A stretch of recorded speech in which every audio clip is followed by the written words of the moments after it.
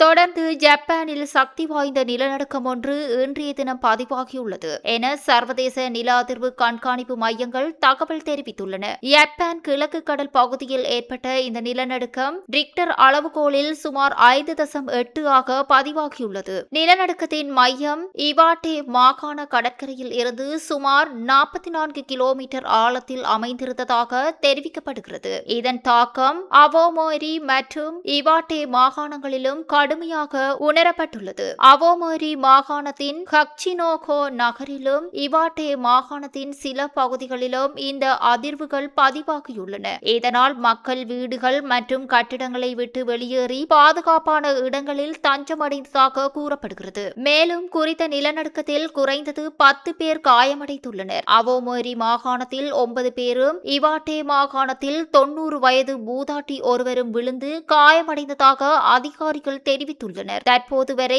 உயிரிழப்பு எதுவும் பதிவாகவில்லை என்றும் பெரிய கட்டிட சேதங்கள் அல்லது சுனாமி எச்சரிக்கை அறிவிக்கப்படவில்லை என்றும் தெரிவிக்கப்பட்டுள்ளது. ஜப்பான் வானிலை மற்றும் நில அதிர்வு ஆய்வு மையம் தொடர்ந்து நிலைமையை கண்காணித்து வருவதாகவும் பின் அதிர்வுகள் ஏற்படும் வாய்ப்பு உள்ளதால் பொதுமக்கள் எச்சரிக்கையாக இருக்குமாறும் அறிவுறுத்தப்பட்டுள்ளது.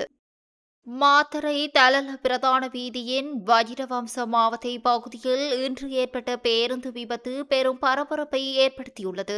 எதிரெதிர் திசைகளில் பயணித்த 2 தனியார் பேருந்துகள் நேருக்கு நேர் மோதியதில் சுமார் 40 பேர் காயமடைந்துள்ளதாக போலீசார் தெரிவித்துள்ளனர். காலியில் இருந்து அம்பாறை நோக்கி சென்று கொண்டிருந்த தனியார் பேருந்தும் தங்காலையில் இருந்து மாத்தறை நோக்கி பயணித்த மற்றொரு தனியார் பேருந்தும் இந்த விபத்தில் சிக்கியுள்ளன. மோதலின் தாக்கம் மிகவும் கடுமையாக இருந்ததால் 2 பேருந்துகளின் முன்பகுதியும் பலத்த சேதமடைந்ததாக தெரிவிக்கப்படுகிறது. விபத்து ஏற்பட்ட உடனேயே அப்பகுதியில் இருந்த பொதுமக்கள் சம்பவ இடத்திற்கு விரைந்து சென்று மீட்பு பணியில் ஈடுபட்டுள்ளனர். இந்த விபத்து தொடர்பில் வெளியான காணொலியில் பேருந்துகளுக்குள் சிக்கியிருந்த பயணிகளை பொதுமக்கள் மீட்டெடுக்க முயற்சிப்பதும் சேதத்துக்கு உள்ளான பேருந்துகளை பிரித்தெடுக்கும் முயற்சியில் ஈடுபட்டுள்ளமையும் பதிவாகியுள்ளது. இதைத் தொடர்ந்து விபத்தில் காயமடைந்தவர்கள் உடனடியாக மாத்தறை மற்றும் பதிகம வைத்தியசாலைக்கு கொண்டு சென்று அனுமதிக்கப்பட்டுள்ளனர். சிலருக்கு பலத்த காயங்கள் ஏற்பட்டுள்ளதாக ஆரம்பகட்ட தகவல்கள் தெரிவிக்கின்றன. விபத்துக்கான காரணம் குறித்து போலீசார் முன்னெடுத்து வருகின்றனர். இந்த சம்பவம் அந்த பகுதியில் பெரும் போக்குவரத்து